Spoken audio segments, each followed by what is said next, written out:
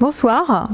Ce soir, je voudrais développer le thème de oser la rencontre, les différentes stratégies de séduction, qui est un thème qui m'a questionné ces derniers temps par rapport à déjà les personnes qui viennent me consulter au cabinet, qui souvent me parlent de leur solitude, de leur souffrance, de leur dépendance affective, également des difficultés qu'elles peuvent avoir à rencontrer des personnes. Soit elles sont souvent trop inhibées, donc il y a des peurs et des inhibitions, soit au contraire, elles veulent être autonomes, indépendantes, détachées, et ça leur pose souci parce que c'est en contradiction avec leur vrai désir, qui est un désir de s'engager, d'un lien qui est beaucoup plus dense. Soit il y a des problèmes aussi de coupure dont on voit apparaître, j'avais fait une conférence d'ailleurs là-dessus, sur le clivage sexe-cœur, c'est-à-dire qu'il y a des personnes qui sont coupées entre le sexe et le cœur, et on voit apparaître comme ça, donc ils peuvent donner soit leur sexe, soit ok pour la sexualité, mais j'ouvre pas beaucoup mon cœur, je me le ferme, soit au contraire je suis dans l'amitié, dans le lien, dans l'échange, etc., mais je peux pas ouvrir mon sexe. Donc on voit apparaître des troubles, je trouve, au niveau sociétal, en tout cas en Occident, sur cette question du clivage sexe-cœur. Et les stratégies de rencontres qui ont bien changé depuis ces dernières décennies, notamment via les sites de rencontres, qui est une rencontre beaucoup plus directe et beaucoup plus dans tout de suite, tout maintenant, et surtout ne rater aucune occasion, ne rien manquer, pouvoir tout s'offrir. Donc ces rencontres-là et ces modes de séduction qui ont énormément évolué ces derniers temps, fabrique en fait des troubles et des souffrances amoureuses beaucoup plus grandes qu'on ne se l'imagine. Et donc j'avais envie de dresser avec vous dans cette vidéo les contours de ce nouveau monde amoureux, de ce nouvel ordre de modèles, de codes aussi, et ces pratiques qui sont quand même différentes qu'à l'époque antérieure, l'époque du XVIIIe siècle, voire XIXe siècle d'ailleurs, où les codes n'étaient pas du tout les mêmes qui régissaient la séduction, la relation, la rencontre. C'était complètement différent à une autre époque, et c'était intéressant pour moi et important de pouvoir échanger autour de ça avec vous. Voilà. La première chose que je voudrais dire, c'est que justement, puisque je viens d'en parler, 17e, 18e, un peu moins 19e, mais c'était pas du tout la même manière dont on avait pour s'y prendre, pour oser la rencontre. Les codes étaient complètement différents. À cette époque, les hommes se devaient d'être respectables, courtois, il y avait l'amour courtois aussi, et ils se devaient de faire une demande à une femme. Et cette demande était potentiellement acceptée ou rejetée par la famille. C'était plutôt une histoire de mariage arrangé d'ailleurs. Et donc la relation, la séduction est passée souvent par l'écrit, par la demande en mariage, par une forme de cours que l'homme menait, et la femme devait lui résister, en tout cas diminuer à l'époque ses qualités. Elle ne devait pas montrer de manière exubérante toutes ses qualités, au contraire elle se dépréciait. Donc il y avait des codes qui étaient extrêmement différents au jour d'aujourd'hui, et c'est intéressant de voir le rapport que notre société a vraiment évolué dans ces stratégies de séduction. Et aujourd'hui, puisque là je suis avec vous aujourd'hui dans cette époque dite moderne, donc c'est vraiment important de voir la différence, parce que cette différence elle est vraiment sociétale. On trouve maintenant, par rapport à ces stratégies de séduction d'une ancienne époque révolue, l'inverse, c'est-à-dire des stratégies de séduction où on veut la liberté, on veut se sentir libre, on veut surtout s'épanouir.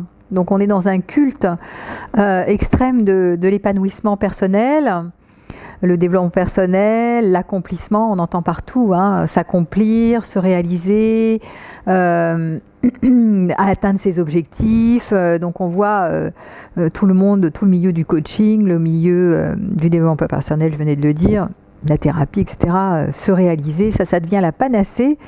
On se veut libre, on se veut guéri, on veut travailler sur soi. Donc il y a aussi beaucoup une question de visiter sa psyché et de se vouloir individuellement épanoui au sein, puisque je parle de la relation amoureuse, au sein de la relation amoureuse. Chaque individu devant être épanoui et gardant son individualité au sein d'un couple qui forme un deux. Et donc de ne pas se perdre dans l'autre, de ne pas déteindre, etc. Donc ça, c'est vraiment en ce moment ce qui émerge dans ce nouveau monde amoureux. Donc les valeurs cultes, c'est l'épanouissement individuel, la liberté. Chacun prétend aussi à l'autonomie. On veut être autonome, on veut être indépendant, on ne veut pas tout partager avec l'autre en général. On fait attention à ne pas dépendre de l'autre. Je vois beaucoup de personnes dépendantes affectives qui passent de je suis dépendante à maintenant je vais passer à l'indépendance à tout crin. Parce que je ne veux plus souffrir de la dépendance, donc je vais me mettre à être indépendante. Donc voilà. Donc aujourd'hui dans notre société, on voit que les stratégies de séduction vont être orientées autour de ces valeurs cultes, même si on ne s'en rend pas compte. La liberté, l'autonomie, s'offrir le meilleur, l'abondance, ne rien manquer, ne pas manquer une occasion, surtout ne rien rater. On veut avoir le maximum de possible illimité devant nous, on veut surtout tout s'offrir, et notamment des choses qu'on va trouver extraordinaires que vivent les autres. Il y a beaucoup d'envie de jalousie, c'est-à-dire que si les autres peuvent tout s'offrir, peuvent avoir autant de relations amoureuses qu'ils veulent, pourquoi pas moi, Donc je vais convoiter le maximum des possibles. Donc on est sur le culte aussi de l'abondance et du choix. Je veux choisir, je veux être libre, je veux avoir le choix et je veux qu'il y ait de l'abondance. Et je veux je ne veux pas me priver de quoi que ce soit. Donc ces valeurs cultes aussi qui jouent en relation avec l'image de soi, c'est-à-dire je prête beaucoup attention aux apparences, je veux paraître, l'esthétique va compter beaucoup dans les stratégies amoureuses, les stratégies de séduction, faire attention à son image, à sa beauté, à sa jeunesse, à ses apparences, à son élégance, voilà. Tous ces nouveaux codes, toutes ces nouvelles valeurs étaient complètement absente dans les époques du 7 et 18e siècle, puisque en fait ce qui valait pour compte à l'époque, c'était plutôt la femme devait être de bonne conduite, c'est-à-dire respecter certains codes moraux, pratiquer l'art par exemple, la musique, s'intéresser à des choses d'une certaine qui agrandissaient sa culture, et puis avoir surtout un code moral de bonne conduite, être vertueuse, voilà, ou avoir une certaine foi, et puis être une bonne épouse, une bonne mère de famille. Donc ça, c'était les valeurs qui allaient diriger ces époques-là. Et on le voit même à l'époque dans le livre culte de Madame Bovary, par exemple. Madame Bovary, si son Rodolphe n'était plus à la hauteur de ses espérances, alors elle allait se désespérer, quitte à en mourir. Aujourd'hui, une Madame Bovary qui ne trouve pas son compte dans son prince charmant, elle va pas rester là-dessus. Elle va se dire ok, donc sur le marché, il y en a sans autres princes charmants qui m'attendent, donc je vais vite aller recruter sur un site ce que je peux trouver et m'offrir d'autres que ce Rodolphe qui ne fait pas l'affaire. Voilà. Donc on n'est vraiment plus du tout dans les mêmes codes. Les normes changent et les mœurs évoluent. Il y a du pour et du contre dans chaque époque, évidemment, puisque dans une ancienne époque, les hommes étaient donc beaucoup plus dans le contrôle de la famille, contrôle donc sur la femme aussi, famille, femme et enfants. Ils avaient plus de pouvoir par rapport, ils assumaient plus un pouvoir au niveau du rôle social, au niveau du rôle professionnel, puisque les femmes ne travaillaient pas. Donc ils exerçaient un pouvoir beaucoup plus au niveau d'un statut social qui était un reflet de la société, mais qui passait plus par le professionnel et par le contrôle familial. Alors qu'au jour d'aujourd'hui, comme avec l'émancipation des femmes, ça aussi ça a changé. Depuis mai 68, donc les femmes ont revendiqué l'égalité sexuelle et l'émancipation, et on le voit aussi, ça a beaucoup changé au niveau du travail. Donc il y a une forme d'égalité, de lissage des statuts sociaux comme ça. Et la conclusion, c'est que comme les femmes aussi, au niveau de la famille, les hommes et les femmes partagent les tâches à égalité, plus ou moins, même si c'est pas tout à fait vrai, mais par rapport à avant, c'est juste énorme, au niveau du travail, les femmes se sont insérées de plus en plus dans le monde du travail et prennent des postes de responsables aussi, souvent comme des hommes, ce qui n'était pas le cas avant. Hein. Donc on voit que finalement le statut amoureux, qui passe par... je suis quelqu'un qui réussit sexuellement, qui réussit à trouver des partenaires amoureux, qui réussit ma vie amoureuse sur tous les plans. Je suis performant, entre guillemets, devient une valeur culte, en fait, devient quelque chose d'extrêmement important, comme si maintenant le pouvoir qu'on peut se conférer à nous-mêmes, je peux avoir une certaine forme de pouvoir par cette valeur de la performance sexuelle et amoureuse. Alors qu'avant, ce n'était pas du tout là-dessus que ça se conférait. C'est une femme de bonne vertu, par exemple, une femme vertueuse qui avait la foi religieuse, etc., elle fixait sa valeur là-dessus, sur ses codes moraux, mais pas sur le fait qu'elle réussissait amoureusement, sexuellement, et qu'elle était belle, et qu'elle plaisait, et qu'elle était désirable. Donc on voit que maintenant, il y a une insécurité grandissante autour de cette notion de valeur, comment je prends ma place dans le monde. Et cette valeur, elle va être instituée justement autour de ce que je disais, la relation amoureuse et sexuelle. Pour les hommes, ça va leur conférer un statut, presque un statut social. Donc si j'ai plein de partenaires et que ça marche ma vie amoureuse, je suis quelqu'un de bien, j'ai de la valeur, je suis performant. Et pour les femmes, pareil, idem, on va trouver aussi cette notion de si je suis compétente et désirable et que je reste désirable, alors j'ai de la valeur. Donc ce que je vois avec ces nouvelles mœurs, en tout cas dans mon cabinet, ce que je vois beaucoup, c'est beaucoup de souffrance. Voilà. Moi, je suis en direct avec beaucoup de souffrance apparente, que ce soit homme ou femme, et notamment les femmes sont quand même relativement perdantes encore là-dedans, même si elles sont très libres sexuellement et qu'elles ont l'air d'être pratiquement à égalité. Il y a en plus eu l'affaire du harcèlement sexuel, donc on voit comment on arrive à lisser, de plus en plus on monte vers une androgénie, donc une égalité. En tout cas on tend vers ça. Et en même temps, elles sont assez perdantes avec ces nouvelles formes de rencontres et ces nouvelles stratégies de séduction amoureuse, parce qu'elles, mine de rien, elles cherchent quand même souvent l'engagement, c'est-à-dire construire un couple et une famille, et notamment la tranche des 30-40, puisqu'elles sont sur le marché du travail, en général les femmes, plutôt tardivement, elles arrivent plutôt tardivement, voilà, et après elles disent, d'ailleurs elles me disent, voilà c'est l'heure, 30-40, plutôt vers 35, comme ça, c'est l'heure biologique qui tourne, donc maintenant il faut que je m'y mette, et j'ai pas beaucoup de temps pour fonder une famille, donc j'ai envie de m'engager avec un homme, alors qu'avant, voilà, je pouvais batifoler, papillonner à droite à gauche, et là je ne peux plus.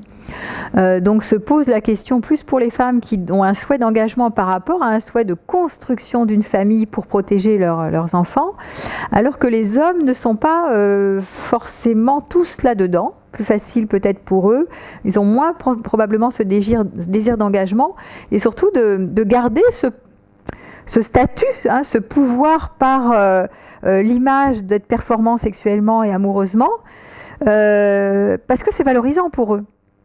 Alors que pour les femmes, il y aurait plus, effectivement, entre les 30 et 40, une recherche d'engagement de la part d'un homme, et souvent elles se plaignent qu'elles ne les trouvent pas, que finalement ils deviennent ce qu'on appelle la nouvelle pathologie, la phobie de l'engagement, que plus elles sont demandeuses d'engagement et plus les hommes fuient, parce que probablement ça leur ça peut diminuer cette valeur qui est tellement au niveau des apparences devenue reconnue comme une manière d'obtenir des signes de reconnaissance qui passent moins par d'autres biais, d'autres stratégies. Donc les stratégies de séduction sont à notre époque sur la scène, extrêmement mises en valeur sur la scène, et viennent agrandir une souffrance intime, une souffrance moi que je vois au niveau de la confrontation à notre propre valeur personnelle, et ça instabilise toujours et encore plus le fondement de l'estime de soi, de l'estime de soi, c'est-à-dire est-ce que je sais que je suis quelqu'un de bien, est-ce que j'ai de la valeur, et si je ne suis pas tellement au courant que j'ai de la valeur intrinsèque, alors je vais demander à être validée par les yeux de mon partenaire amoureux pour vérifier que j'ai de la valeur. Et plus je vis dans une société comme actuelle qui propose un choix énorme, de l'abondance, du vite fait bien fait, je peux tout avoir tout de suite. Les sites de rencontres, si j'en parle, c'est aussi parce qu'on peut faire panier, crac, hop, on a la personne qui arrive direct. Et que si ça ne va pas, au premier problème, si celui-là ne correspond pas pour une raison ou pour Y, hop, il y en a plein d'autres derrière.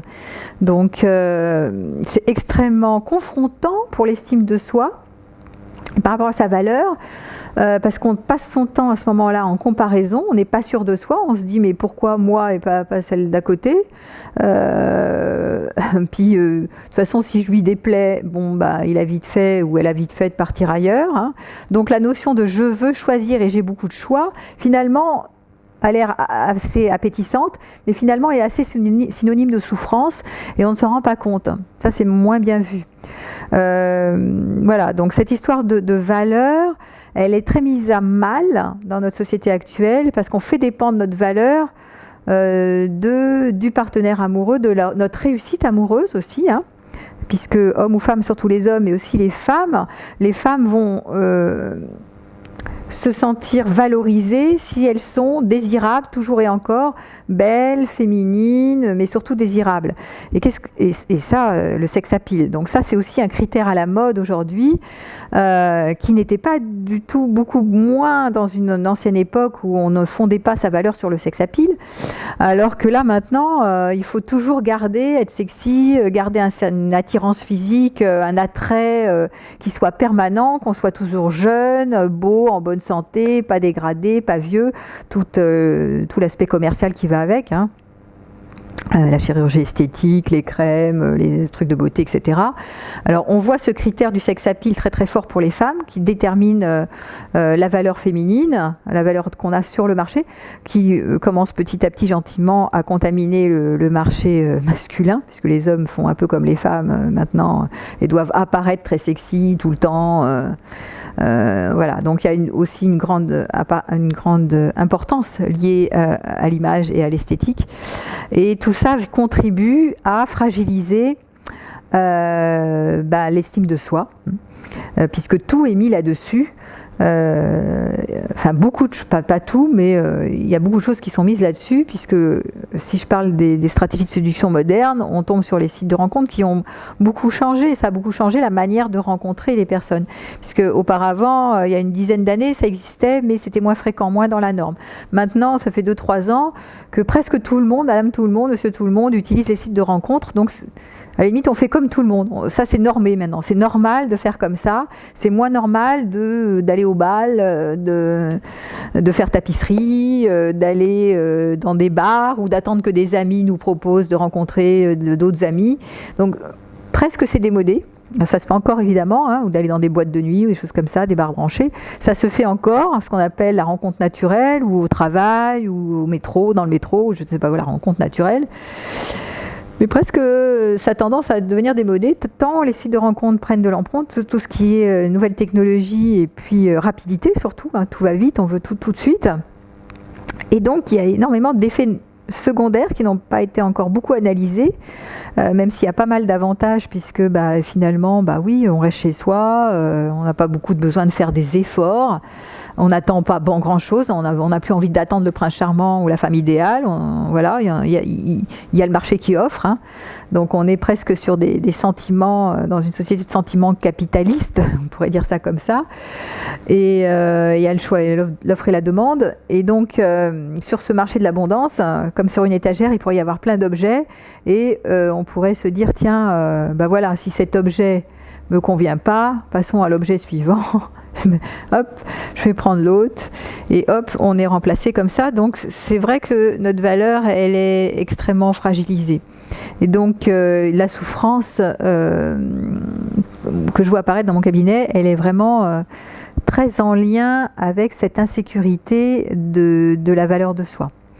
Encore plus si ce narcissisme, on parle de narcissisme, c'est vraiment comme un narcissisme primaire, très archaïque, c'est-à-dire je fais dépendre ma valeur du regard de l'autre, elle est encore plus malmenée si j'ai eu des traumas du développement dans l'enfance, parce que si on m'a pas assez encouragée, on s'est soutenu, complimenté, dit que j'étais quelqu'un, un enfant ou un adolescent qui était bien, qui avait de la valeur, qui était beau, qui était intelligent, j'ai pas été assez narcissisée dans l'enfance, c'est sûr que sur le tard, je vais toujours avoir besoin de me réparer avec un amoureux, une amoureuse, et je vais faire dépendre ma valeur. Donc il ne faut pas grand-chose pour que l'autre, à la fois, soit celui qui me répare. Hein. Quand il me complimente, il me dit ô combien il m'aime à travers ses yeux, son regard, je suis l'unique, etc. à ses yeux. Mais ô combien, si par ailleurs il commence à se désintéresser de moi, il commence à me critiquer, il commence à s'ennuyer avec moi, à avoir du désir pour une autre, etc. À ce moment-là, ma valeur elle est complètement, elle est tout de suite effondrée, craquée, enfin craquelée, elle va s'effriter. Elle ne peut pas rester stable si, en plus, il y a cette affaire sociétale qui met en branle notre problème de valeur personnelle, plus ces traumatismes éventuellement du développement que beaucoup, hein, il y a peut-être 80% des enfants qui n'ont pas été assez narcissisés. Donc les mœurs de la société plus changeant, plus si vous rajoutez des troubles du développement, de manque de narcissisme primaire, ça fait beaucoup pour qu'il y ait 70% de la population qui viennent dans les cabinets de psychothérapie avec des problèmes d'estime de soi quand même.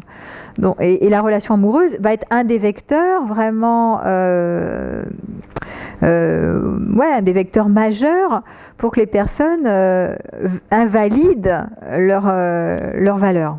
Voilà.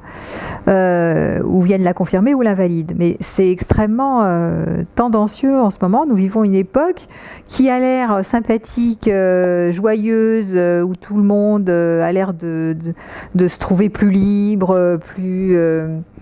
voilà, il y a plus de choix, on est plus libre, on veut le meilleur. Si on se marie, bah, c'est pas grave, ça va pas, bah, on change. Hein, donc on voit apparaître aussi les monogames en série. Hein, donc on fait en général 2, 3, 4 ans, 5 ans de couple. Hop, on change, ça va pas. Hop, on recommence. Donc les schémas se répètent. Hein, donc ça c'est vraiment les mœurs d'aujourd'hui, hein, où on ne voit plus ces mariages longs, ou même s'il y a des obstacles, on reste pour la famille. C'est beaucoup moins maintenant. On priorise la famille, ou on priorise le couple ou la famille pour rester ensemble. Maintenant on veut son bonheur individuel, donc donc voilà, donc ça engendre quand même beaucoup de souffrance, avec aussi ses avantages, hein. Il ne faut pas nier les avantages certains de plus de liberté, de plus de choix aussi. Voilà, c'est quand même mieux que de souffrir de dépression, de nostalgie, et de se suicider parce qu'il n'y a pas assez de partenaires amoureux. Voilà. Après, c'est toujours les excès qui nuisent. Donc cette société avec trop de choix, trop d'abondance, je ne veux rien rater, ce culte de l'épanouissement, je veux vivre des choses extraordinaires, de l'intensité pour me sentir vivant, de l'intensité amoureuse, de l'intensité. Voilà, donc ça génère, ce que je vous dis, beaucoup de souffrance. Et d'ailleurs, je me posais la question en préparant ce thème, c'était mais pourquoi certains sont-ils addicts à la rencontre amoureuse Et ce qui m'est venu, c'est certains sont addicts parce que justement il y a de l'intensité dans la rencontre amoureuse, que ce soit dans du moment du contact, hein, du début de la relation. La fusion, c'est hyper intense et dense. Et d'ailleurs, certains ne passent pas le cap de la fusion parce qu'ils commencent à désidéaliser, à s'ennuyer. Ça devient trop fade et ils disent je vais repartir dans une nouvelle relation. On appelle ça maintenant l'ENR, l'énergie de la nouvelle relation. Donc il y a tout un vocabulaire qui va avec tous ces nouveaux codes. Et donc il y a comme un enthousiasme à vivre de l'intensité et à s'illusionner sur le fait que c'est ça qui nous rend vivants et c'est ça qui nous fait du bien. Et donc on part toujours à l'extérieur chercher des nouvelles choses, comme des nouveaux voyages. Hein. Alors il y en a qui sont passionnés de voyage, d'autres qui sont passionnés de voyage amoureux. Voilà, mais il faudrait toujours plus, toujours mieux, ne rien rater, ne rien se priver. Et à ce titre-là, comme une forme de course illusoire, sur lequel on se prend des murs, hein, d'ailleurs. Oui, mais celui-là, finalement, il n'est pas conforme à mes aspirations, mince. Ou l'intensité diminue, mince. Alors, il y a de la souffrance, ok. Il y a de la souffrance, mais ça reste intense, hein, quand même. Donc, la passion reste quand même intense. Parce qu'elle vous fait vivre quelque chose où il y a de la souffrance et de l'extase, mais il y a les deux au rendez-vous et il y a de l'intensité. Hein. Donc certains sont addicts à l'intensité et donc addicts à la rencontre. Ils ne peuvent pas se passer de rencontrer. D'autres personnes, il y en a qui sont très différents. Il y a des personnes qui ne sont pas du tout intéressées par la rencontre amoureuse. Alors, mais le thème ne les intéresse pas du tout. Par contre, ils vont trouver de l'intensité ailleurs. Hein. Ça peut être, je suis missionnée pour... je sais pas moi, pour quelque chose une foi religieuse, ou j'ai une mission sur Terre humaniste ou écologique, ou une priorité de père de famille ou de mère de famille, ou je sais pas quoi. Enfin, tout est possible. Des vocations qui n'ont rien à voir, ou d'experts en sciences ou je sais pas quoi. Des vocations qui n'auraient rien à voir avec la quête amoureuse. Mais ceux qui sont passionnés par la quête amoureuse, posez-vous la question de quel endroit ça part. Qu'est-ce que ça vous permet et pourquoi vous avez un tel goût, comme s'il y avait du sel ou du piment, à cette histoire. Qu'est-ce que vous venez chercher, qu'est-ce que vous venez trouver dans la rencontre amoureuse. Et également, puisque je parlais des stratégies de séduction, il se trouve que le séduire, c'est excitant. Séduire, c'est du sel, c'est épicé. Il se passe quelque chose quand on séduit. Il se passe, il y a plein de choses même. Aussi une manière de se rassurer. Hein, très souvent, c'est est-ce que je peux plaire encore ? Donc tant que je séduis, je suis rassurée sur ma valeur. Le jour où je crois que je ne séduis plus, voilà, ça y est, je peux partir à la poubelle entre guillemets. Donc séduire, c'est quelque chose qui nous maintient dans quelque chose de d'une boucle vivante, soi-disant, et qui ramène l'ego, toujours le moi, toujours à être plus fort, comme si on ne pouvait pas se passer de ce moi qui doit se renforcer toujours et encore dans les yeux des autres et obtenir ces signes de reconnaissance dont on a tant besoin. Donc de plus en plus, les personnes qui sont en quête amoureuse et qui adorent séduire comme ça, parfois même préfèrent séduire à vivre une relation sur la durée, hein, parce qu'il y a un jeu de la séduction, il y a quelque chose de très excitant, comme je le disais tout à l'heure, et qui vont préférer des relations plutôt courtes sur un mode je m'excite, je séduis, voilà, c'est le donjuanisme, hein. Puis une fois que c'est fait, c'est bon, voilà, puis après je repars sur un autre, puis l'énergie de la nouvelle relation opérant, voilà, c'est nouveau, la quête de la nouveauté. Je vois pas pourquoi on s'embêterait à rester sur de l'ancien. Les goûts nouveaux, c'est épicé, c'est merveilleux, et pourquoi on ne se l'offrirait pas? Donc tout ça pour dire que ça a l'air très chouette comme ça, ça peut l'être, et en même temps ça peut être très très très souffrant pour s'installer dans une relation durable, pour faire vivre l'amour entre deux personnes, pour ouais, continuer à cheminer avec quelqu'un et cesser de tester toujours l'amour, parce que cette histoire de séduire tout le temps, d'avoir tout à portée de main, d'avoir du désir partout et puis de pouvoir se contenter de quelqu'un d'autre parce qu'il y a toujours quelqu'un qui va remplacer potentiellement plus joli, plus jeune, plus ceci, plus cela, et de se comparer aux autres, bah, tout ça fait que ça insécurise. Et donc, est-ce qu'on est prêt tout le temps à tester la relation, à tester l'amour de l'autre parce qu'on n'y croit pas, parce qu'on est tout de suite mis en mal avec notre propre valeur, on ne croit pas en nous, du coup on ne fait pas confiance en l'autre, on ne se fait pas confiance, on ne fait pas confiance en l'autre, on se dit oh là là. Donc on teste très souvent avec ces histoires de séduire, séduire, séduire, on teste l'amour de l'autre sans arrêt. Donc c'est pas tranquille en fait, hein. Nous vivons une époque où je vois qu'il y a beaucoup de fragilité. Ça a l'air sympa comme ça, mais c'est pas tranquille et pas très détendu non plus. Alors soit je reviens sur l'histoire où les femmes entre 30 et 40 ont envie de s'engager parce qu'elles veulent souvent, pas toutes, mais construire un foyer. Donc ici, elles peuvent être aussi fragilisées en n'ayant pas ce qu'elles souhaitent, puisque les hommes ne sont pas forcément au rendez-vous. Et en même temps, elles peuvent être dans des jeux complexes de séduction, du style ok, je me mets sur scène, enfin je te montre que je m'intéresse à toi, mais pas trop. Hein, parce que si je te montre vraiment que je commence à m'attacher à toi, je vais montrer que je suis dépendante, que je suis addict, et plus je montre ça, plus aujourd'hui on sait que, puisque c'est ça aussi qui dysfonctionne, plus on montre qu'on est intéressé par la personne, on donne des signaux comme quoi il nous intéresse, et plus l'autre en fait peut montrer sa désapprobation, son détachement, s'éloigner de nous. D'où le culte d'être indépendant à tout prix. Hein. Donc en fait on est dans le fuis-moi je te suis, suis-moi je te fuis. Hein, plus je montre des signes que tu m'échappes, plus j'ai du désir. Voilà, donc je vais faire en sorte de m'échapper à toi, de ne pas te montrer trop que tu m'intéresses, parce que j'ai plus de chance, je crois que j'ai plus de chance que tu t'intéresses et que ton désir reste open. Voilà, on en est là. Donc tout ça, ça fait des situations extrêmement complexes, hein, où en fait on n'est pas authentique. Hein. Souvent les femmes qui ont envie de s'engager ne veulent plus montrer qu'elles veulent s'engager, parce qu'elles ont tellement peur que l'homme soit fuyant, qu'elles montrent l'inverse de ce qui se passe vraiment au fond.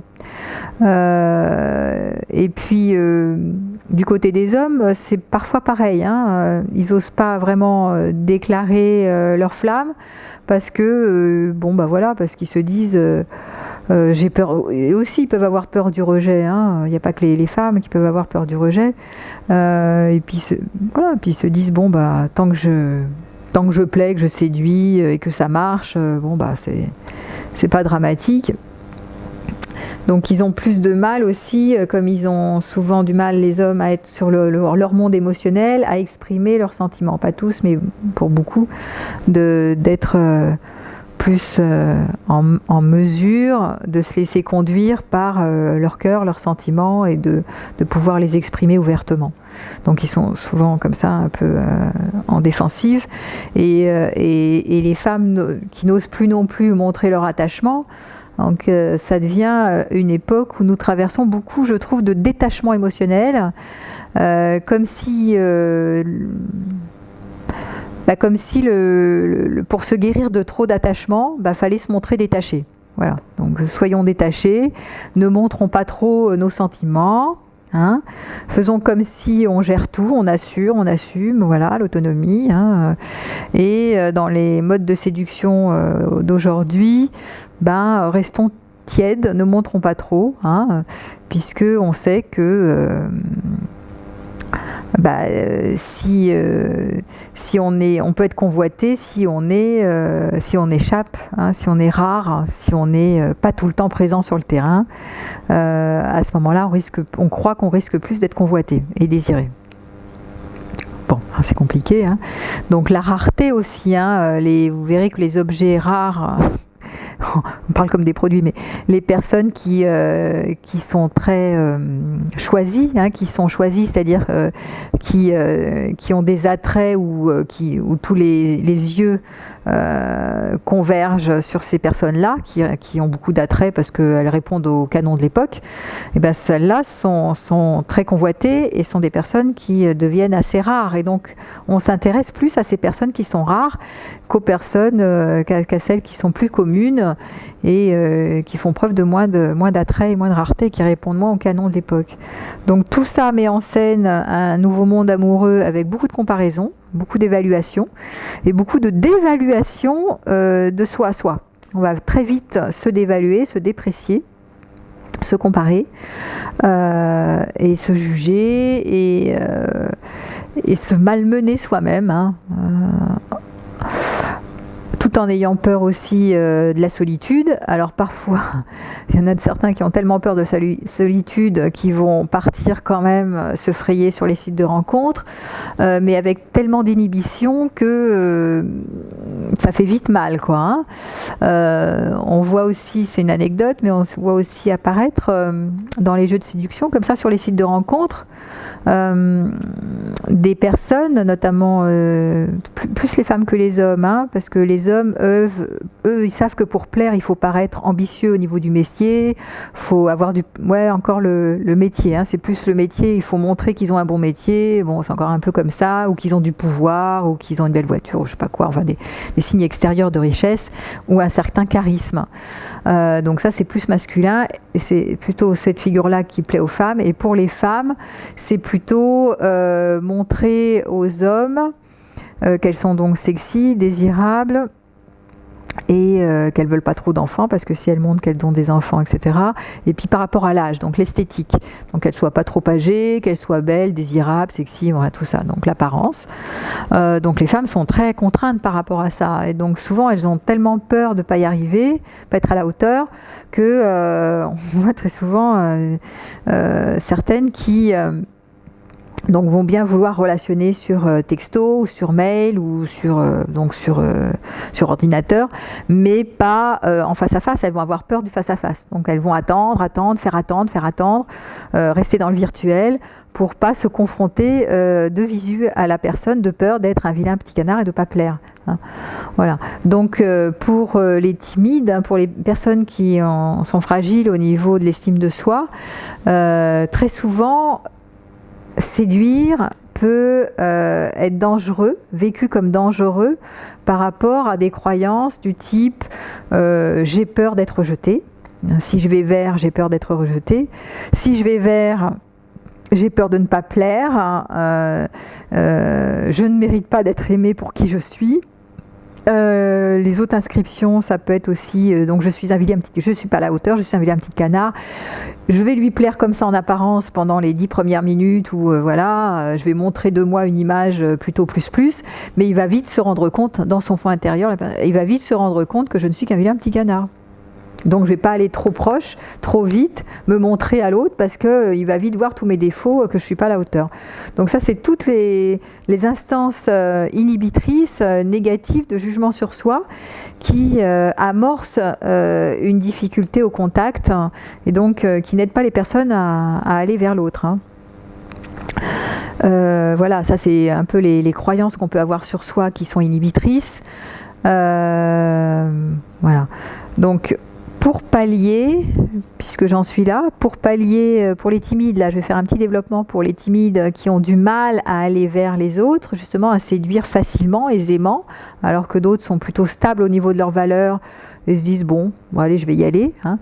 Donc pour les personnes qui manquent de confiance en elles, les pistes que j'avais proposées aussi dans mon article qui s'appelle Oser la rencontre, hein, ce thème-là, c'est les pistes, c'était d'investir une posture, de jouer, hein, d'investir une posture qui consiste à faire comme si on était fort, beau, qu'on avait plein de qualités, qu'on a de la valeur, quoi. Donc investir cette posture, c'est investir le sentiment de puissance, de force. de valeur, de force, puissance, valeur. Donc comment fait-on?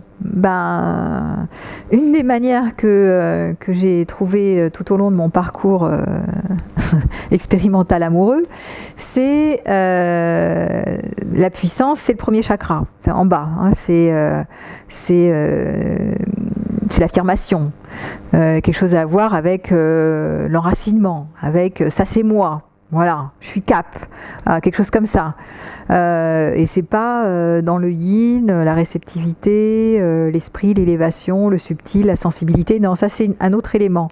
Ce qui ne veut pas dire qu'il ne faut pas qu'il soit en rendez-vous, mais quand vous allez vers quelqu'un, quand vous allez séduire quelqu'un, il y a un mouvement d'aller vers, de proactivité.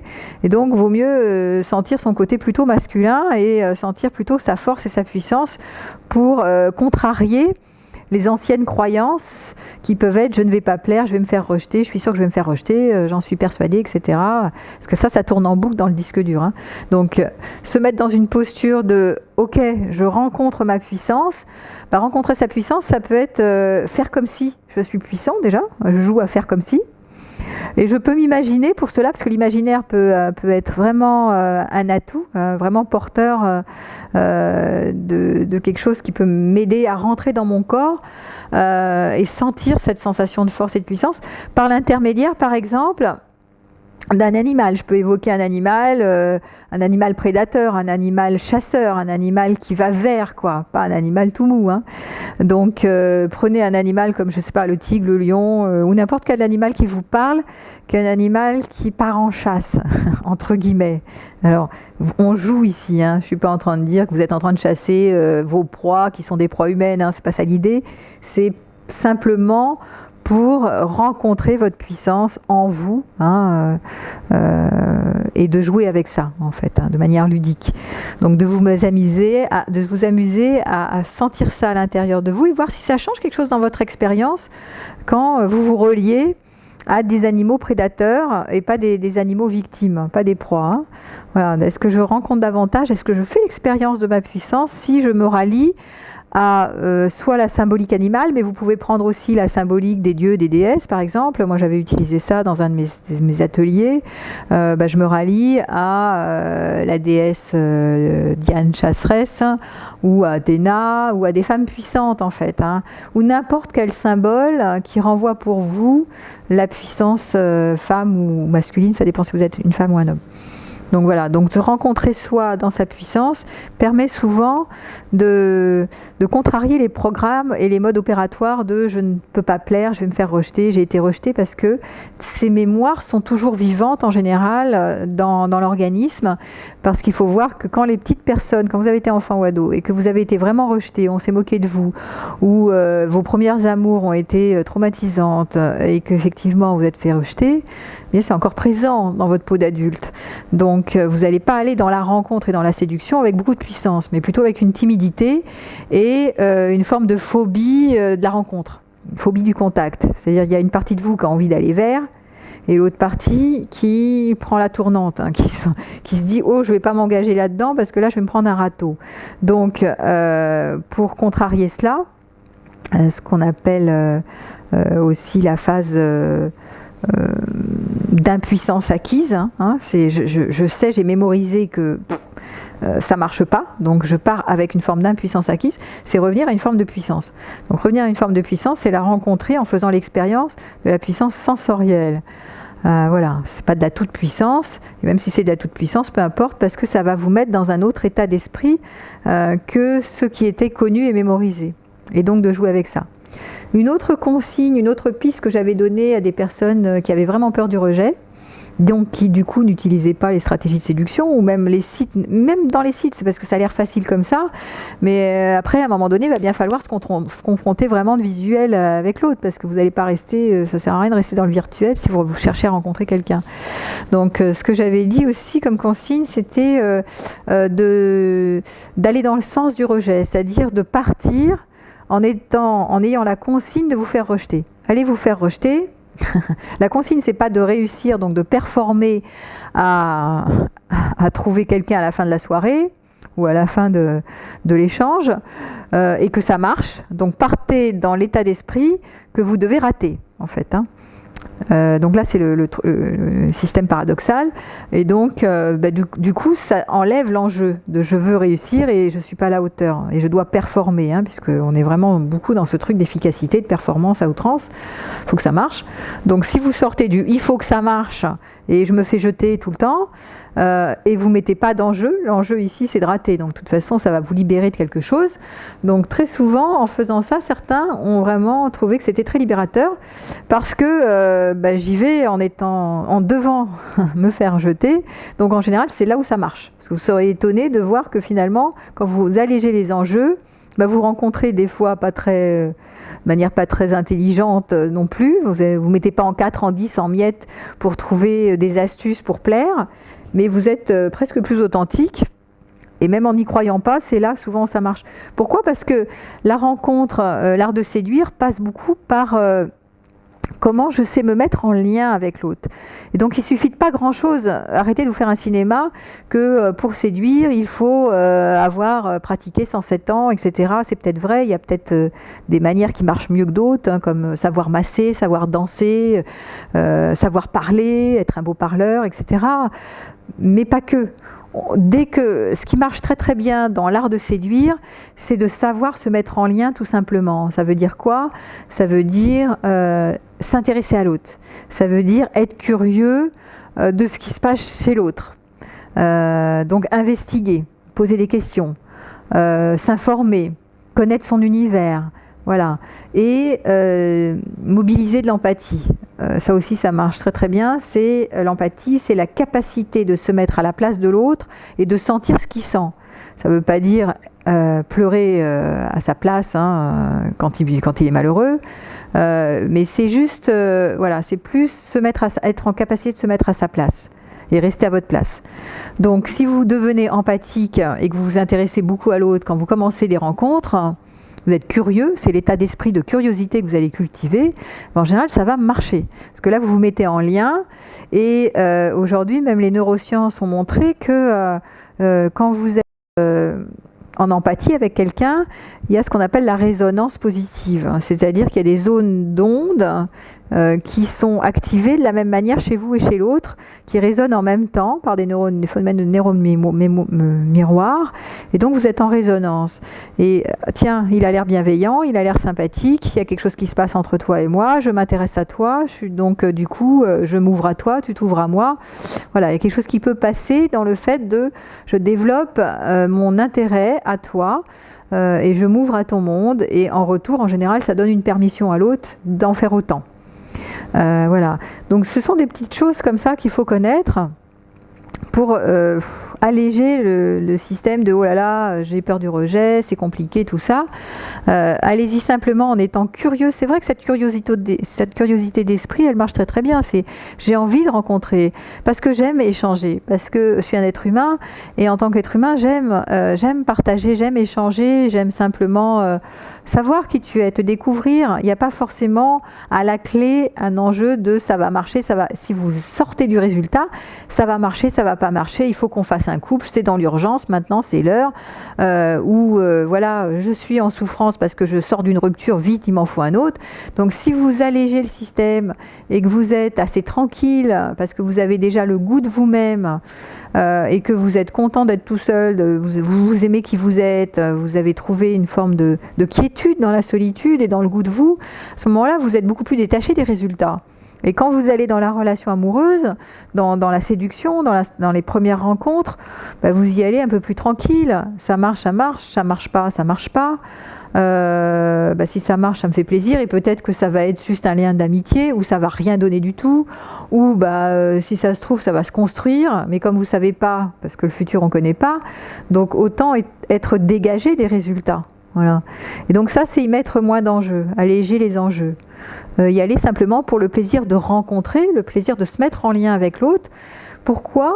Parce que aujourd'hui, d'ailleurs, les derniers travaux des neurosciences ont montré d'ailleurs que ce qu'on appelle l'engagement social, c'est-à-dire la capacité de se mettre en lien chaleureux et bienveillant et empathique, est une des portes de guérison de notre système nerveux et de notre santé psychique et physique.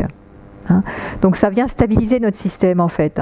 C'est une des plus grandes ressources, le lien à l'autre, le lien positif, le lien chaleureux. Donc c'est important de le savoir et d'y avoir accès, simplement de se mettre en lien, puis d'être curieux de l'échange, quoi. Tiens, je m'ouvre à toi sans escompter un résultat obtenu. Donc ça, faut pouvoir le faire. Ça veut dire être pas en mendiant, être pas en manque, en souffrance, en arrivant dans la ration, en disant j'ai rien mangé, je suis affamé, j'y crois pas, j'ai pas de valeur. Alors là vous partez mal.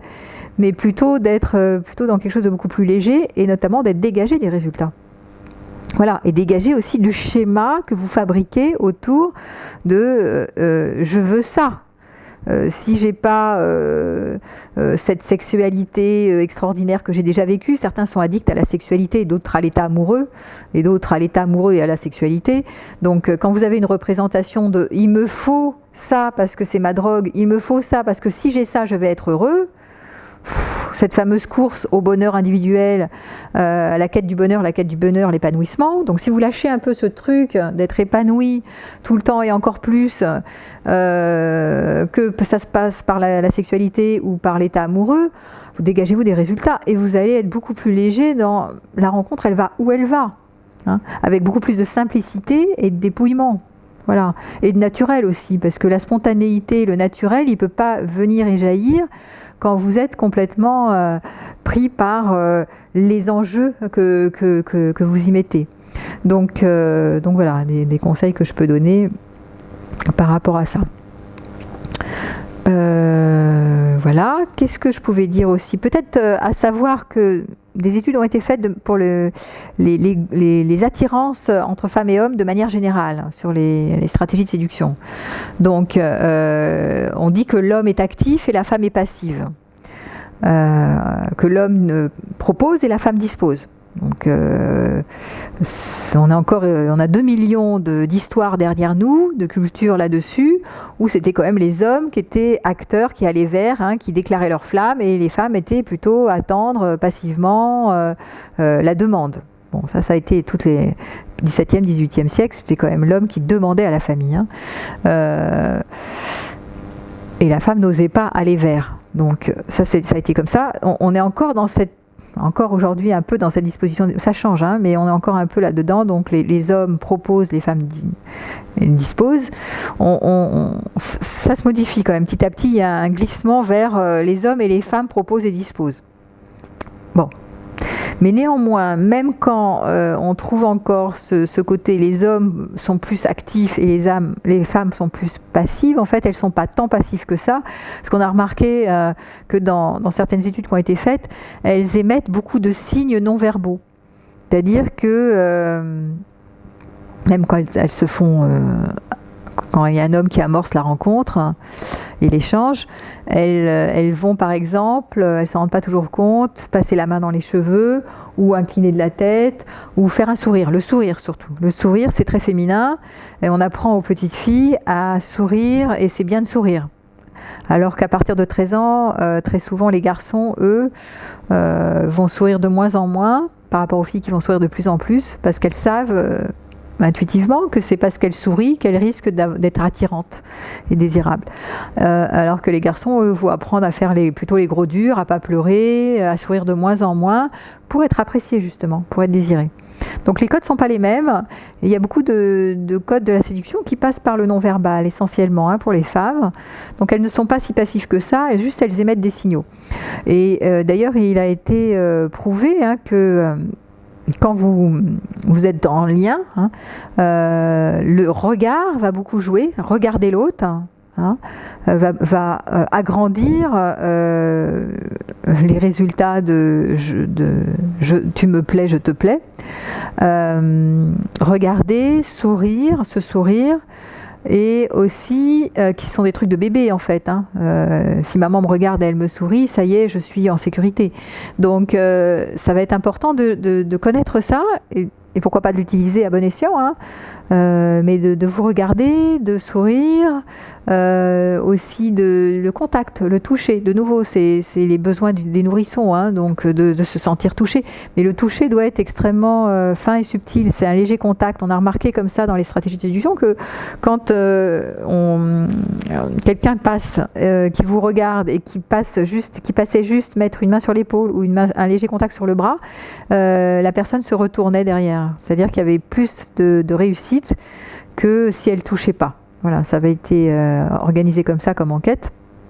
Voilà, donc le léger contact, le toucher, ou la bise, ou bon, ça c'est un peu plus impliquant, mais un léger contact sur le bras ou sur la main génère, pas sur le genou évidemment, pas les zones impliquantes et érogènes, mais un léger contact agrandit l'espace de sécurité en fait. Ce sont des signes non-verbaux, des codes non-verbaux qui correspondent à des besoins. Voilà.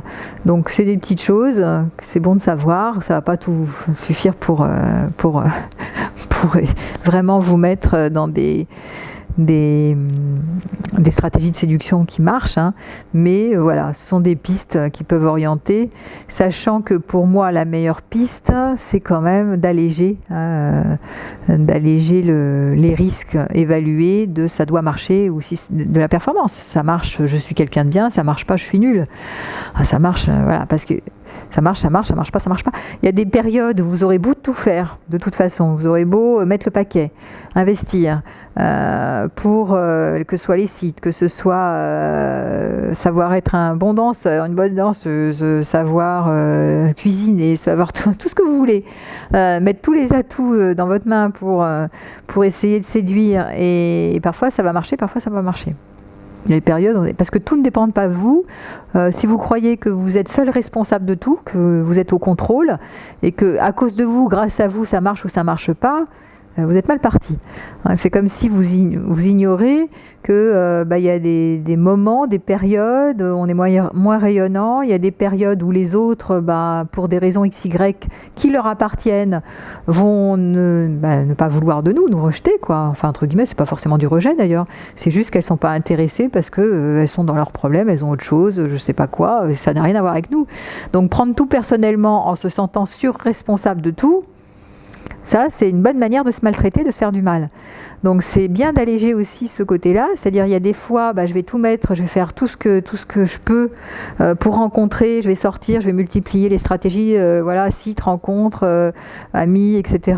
Il n'y a rien qui marche, c'est pas grave. Arrêtez de vous prendre la tête, vous n'êtes pas au contrôle, vous n'êtes pas responsable de tout.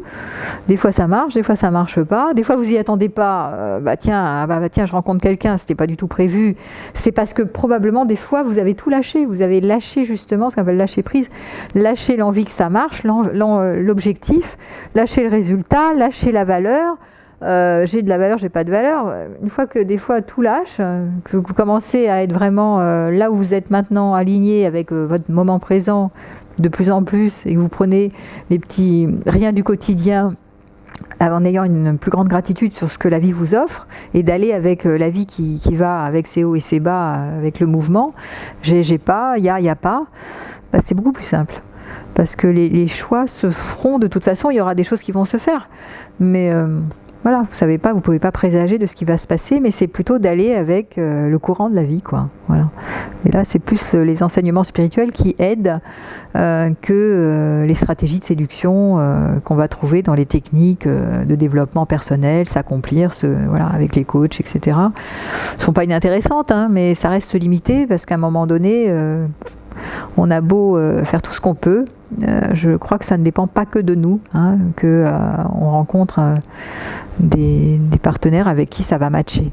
Et d'ailleurs, vous le savez, parce que dans la relation sexuelle et physique, très souvent, vous ne savez même pas pourquoi ça matche. Il y a des molécules qui se rencontrent, hein, voilà, ça fait des atomes crochus ou ça fait pas des atomes crochus. Donc et ça c'est mystérieux, pourquoi avec certains ça marche, avec d'autres ça marche pas. Vous vous êtes posé la question, des fois on sait pas. Voilà, on sait pas pourquoi, ça fait ça, puis des fois ça le fait pas du tout. Alors qu'elle apparaît tellement intéressante, intelligente, belle, machin, tout ça, ça le fait pas du tout, sur le plan physique. Donc il y a des choses qui nous dépassent, et en même temps, c'est curieux, il y a une certaine forme de mystère. Pourquoi tout raisonner, tout analyser, tout vouloir tout comprendre, tout formater, Alors, donc des fois, ça n'y a pas de sens, il n'y a pas forcément de sens, il n'y a pas forcément de raison, c'est pas forcément raisonnable. Des fois, ça marche, des fois, ça marche pas. Des fois, les relations aboutissent à quelque chose, c'est surprenant. Des fois, vous le savez pas, mais ça n'aboutira jamais. Une rencontre sur laquelle on présage de rien, on se dit, oulala, ça marchera jamais, peut se construire si on fabrique pas trop de construction mentale autour de ça. Donc ça aussi, c'est important à savoir. Voilà. Bon, j'ai quand même expliqué pas mal de choses. En titre de conclusion, je voudrais vraiment revenir sur le fait que les stratégies de séduction évoluent vraiment rapidement. Enfin, les mœurs évoluent, les mentalités changent. On passe d'une société où la valeur, elle passait vraiment sur le statut social, sur sur la famille, des choses comme ça. Et maintenant, elle est vraiment sur la relation, beaucoup plus conférée sur la relation amoureuse. La relation, oui, est-ce que je réussis ma vie amoureuse ou pas, ou sexuelle? Ça, c'est juste énorme.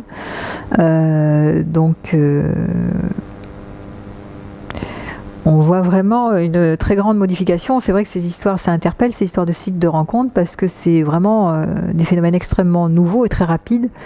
Même si ça existe depuis longtemps, comme je le disais, ça a vraiment changé les données de la rencontre amoureuse, avec ce que j'ai expliqué, le plus et le moins.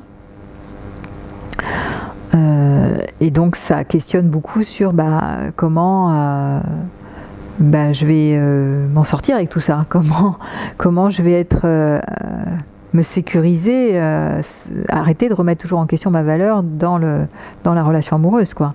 Donc il y a vraiment quelque chose à trouver, à chercher, à cheminer avec comment je peux gagner toujours un peu plus de sécurité, soit en moi, soit avec d'autres biais, pour être moins déstabilisée dans les relations amoureuses.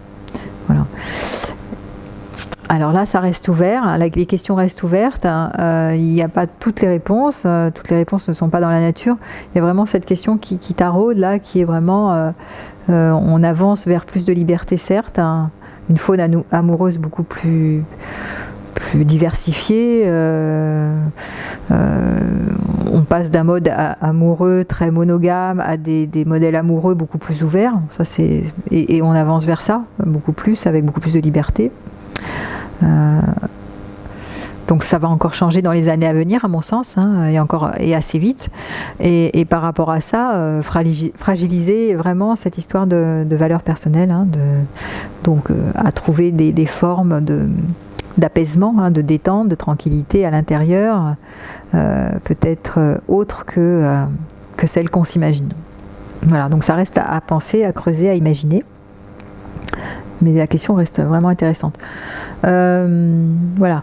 Donc, si vous aimez le travail que je fais, je voulais aussi vous informer que je viens de publier, mon livre vient de sortir, mon premier livre est publié aux éditions de Chou, et être autour des 5 profils psychologiques pour aimer et être aimé. Connaître quel amoureux vous êtes, dans quel profil vous appartenez, et puis avoir des grilles de décodage. Dans ce livre aussi, je travaille sur les grilles de décodage pour voir quelle est la personnalité de l'autre, comment il fonctionne, comment je fonctionne, comment je m'articule, et quelles sont les compatibilités ou les pistes pour mieux se gérer et gérer la personne connaissant sa personnalité. Voilà. Donc je donnerai d'ailleurs des séminaires et des conférences sur ce sujet-là. Avec ce livre que j'ai publié. Je trouve que c'est une autre question que je n'ai pas soulevée ici, mais la question de faire durer la relation, que j'ai déjà dans d'autres conférences abordée, comment je peux faire vivre l'amour. Et une des manières de faire vivre l'amour, c'est à travers justement la meilleure connaissance de soi, une meilleure connaissance de l'autre au niveau de sa personnalité, d'un ajustement, d'une régulation entre soi et l'autre, en connaissant qui est en face de moi, et en me connaissant davantage. Voilà, donc ça c'est une chose. Et puis j'ai un stage aussi que je propose là le 7 et le 8 avril à Paris, qui s'appelle S'attacher sans souffrir, qui est un stage pour les personnes qui souffrent de dépendance affective ou d'attachement souffrant ou évitant ou de rupture douloureuse ou tout ce qu'on veut, ou de jalousie ou ce que vous voulez. Voilà, donc merci de m'avoir écouté et puis à tout bientôt dans la prochaine conférence ou dans une prochaine vidéo que je développerai. Voilà, merci, au revoir.